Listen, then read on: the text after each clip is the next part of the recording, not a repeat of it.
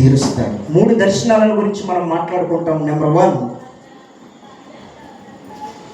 ప్రార్థనలో దర్శనం ఇచ్చి హృదయాన్ని పరిశోధిస్తాడంట. 3వదిగా ముఖ దర్శనముతో మన ఆశలన్నిటిని కూడా దేవుడు తీరుస్తాడు. ఈనాడు ప్రతి ఒక్కరికి కూడా ఆశ ఉంది.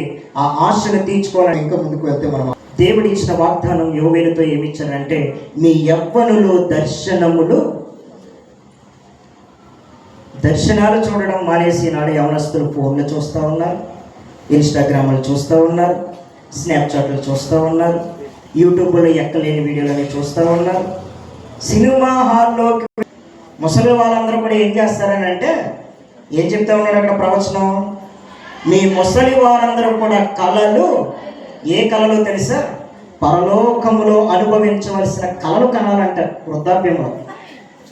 పరలోక దర్శనాలు కలగాలంట వృద్ధాప్యంలో.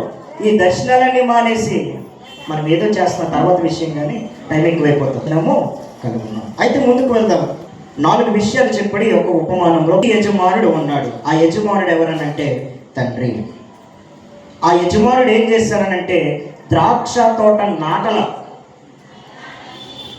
జల ప్రళయము తర్వాత నోవాహు కుటుంబం అంతా బయటికి వచ్చిన తర్వాత మొట్టమొదటిగా నోవాహు చేతితో వేసిన మొట్టమొదటి తోట ఏంటనంటే ద్రాక్ష